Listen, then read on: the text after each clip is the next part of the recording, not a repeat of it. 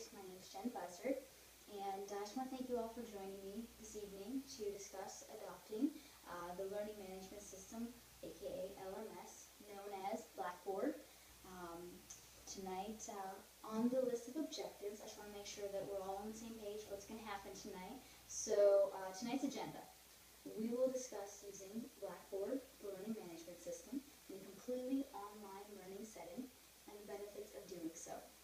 The second thing we're going to cover tonight is we'll determine the best types of media and why. You know what's going to work best with Blackboard.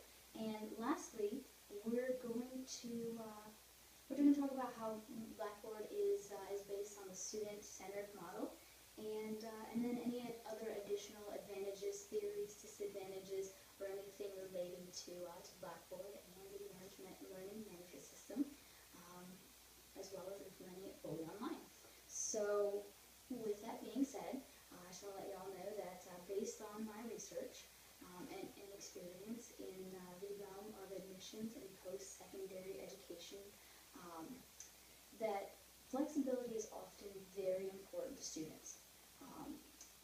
And as technology has evolved, so has the educational field in order to keep up with the demands, the growing demands and learners' needs. So the LMS Blackboard, the Learning Management System Blackboard, does allow students to be fully online and therefore find that balance that they're seeking when managing their often busy, fast-paced schedules as well as continuing their education. And whether that be in a corporate level, training, they have to do some training, additional training, say, in the medical field, or if that happens to be taking a course. So either way, we want to make sure that we're setting ourselves up to meet the needs of our students. So therefore, the best choice for meeting those students' needs is going to be giving them what they're looking for. So that makes it a student-centered model. Now, another important point is that according to the textbook, Teaching and Learning at a Distance, the 5th edition, Blackboard meets the needs of being a student-centered model because it's a computer and internet-based technology that strongly promotes students' active learning, their collaboration, and mastery of the course material, while also providing them with providing the students with that overall sense of control throughout the learning process. Now, it's important that we take a look at the advantages of online, just so that we get a feel or a basis for an understanding of why I've chosen to take this direction with being fully online versus maybe a hybrid setting. So what happens with an online setting is that the students can be anywhere. As long as they have internet connection, which you can even find that a lot of times at a Starbucks or Panera Bread or and even McDonald's. Like there's a lot of businesses now that will offer free Wi-Fi or wirelessly throughout your house. So there's just different places, different opportunities. So with technology, like I mentioned, advancing as it has, as long as you have like a computer, laptop, tablet, smartphone, etc.,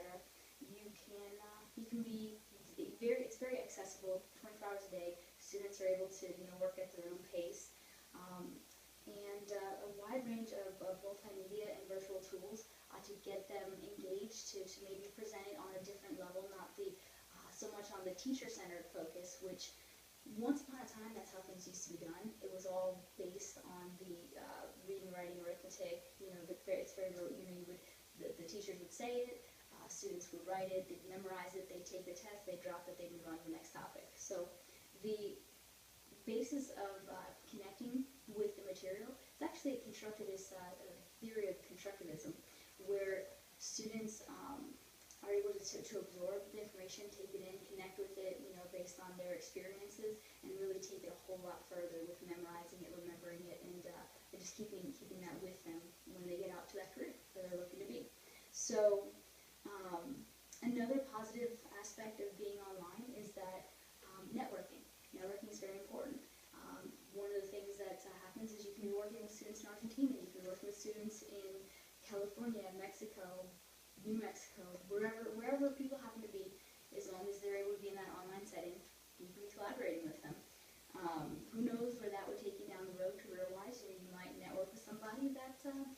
you really want to keep in touch with. Or another thing is that speaking of, connecting across the country, professors. I mean, you get the meeting the minds, the best of the best, because you're a professor here in Maine and you're in Hawaii. But the great thing is that you really get to pull from it. You're not just limited to brick and mortar ground campuses. Whoever's in the 10-mile radius. So you really have that as an advantage or selling point. So oftentimes you're going to find, especially with Blackboard, because I've had experience with Blackboard, I've had the opportunity to research it, look into it, you're going to find that the technology is very user-friendly. In fact, I have some, and that's both for the student and the teacher, I actually have some live screenshots that I'm going to be passing around to each of the committee members, so just kind of look out for those coming around to you. But it does go through. There's different widgets. There's different tools. So you can go into your course. You have your home page. You have it all listed out. So announcements, different things. Keep yourself abreast on what's happening. Your syllabus, your discussions, and group projects. It's all listed in each one of these little tabs. So it's very, like I said, user friendly. If you're going to have a learning management system, you want to make sure that it's going to be user friendly. But also from the standpoint of teachers being able to input the information and students being able to get that information. So very symbiotic relationship there. Now, there are disadvantages, of course. There's advantages and disadvantages to each thing. So some disadvantages that you could find, potentially bandwidth limitations. That can make it difficult for students viewing, streaming, sometimes even uploading or submitting multimedia projects. So that's something to really keep in mind. Collaboration. Now, that is absolutely a positive, but there are some potential for negative aspects to that. So collaboration in the classroom, if you're in the actual classroom, brick and mortar, you're going to raise your hand, say, hey, so-and-so, what do you think about this? And they're going to answer you. But in the online setting, there is room for posting a comment and then waiting a matter of a couple hours, a couple of days. You may not be on the computer when it comes back up. Now, on smartphones, I know personally that you can set it to get a message, like a little banner or notification when someone does respond to you. So there are ways to get around those kind of things, but it is something to look out for and be aware of. That could be a downside. Now, online courses also tend to require students to take more responsibility of their learning, and some find that challenging. So that'll be something that, again, if you know what the challenges are, you can already have a solution prepared. So that's something as well. Now, according to the textbook Teaching and Learning at a Distance, the 5th edition, the early 2000s changed the face of education. Why? Well, technology allowed for connectivity in addition to collaboration, and while still having that opportunity for individual coursework. So like I mentioned, you can still work at your own pace, but you also have room for that connective, the constructivism side of theory. So now, some collaboration techniques that are often used also in Blackboard, but in learning management systems, are blogging, wikis, podcasting, social networking, and virtual reality. So another thing to keep in mind too is that although fully online, the basic components, principles, and theories still apply. As I've mentioned already, constructivism is something that can be carried throughout. Now, some other examples are Jean Piaget's theory of cognitive development. What he describes is that humans can't just be given information that they'll understand immediately. What they need to do, understand immediately and be able to use. So rather, humans need to take that information and construct their own knowledge, take that and absorb it and construct something from that, so based on their experiences. Now, also, Lev Vygotsky's theory on social constructivism, that's important to know too, because based on individuals' combined social interactions, so with a lot of these already mentioned wikis, discussions, blogging, different things like that, those interactions help the students develop their critical thinking process, which is going to be very important. So again, all components that are still very much student-centered and follow that student-centered model.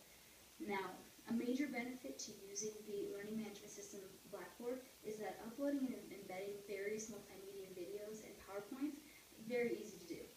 So if you're looking from a student perspective, again, you want to make sure that they're going to be able to really take it and run with it, as not to discourage them, because some of those students need to take advantage of owning their learning.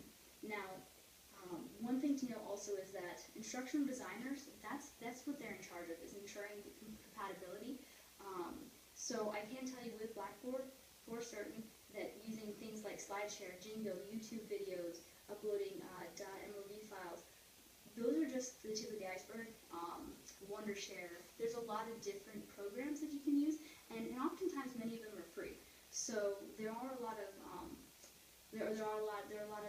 multimedia options that are very compatible with Blackboard.